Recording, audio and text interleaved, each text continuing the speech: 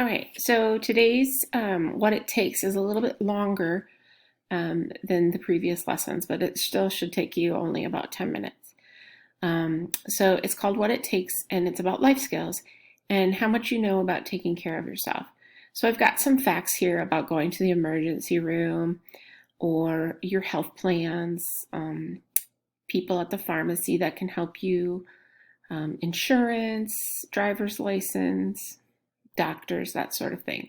Just some facts you can read through. And then I have a survey on the next page. Okay? This is called What It Takes, My Life Skills. So I just want you to go through and read these, and I want you to answer yes, sometimes, or no. That's all I want to do. If it's true, then yes. If it's not true, then no. If it's kind of true, then sometimes. Okay? If you don't know, leave it blank. Okay? And then I have some more down here. And I finish down here. So there's 37 questions that you have to answer, yes, no, or sometimes. And if you don't know, leave it blank. Okay?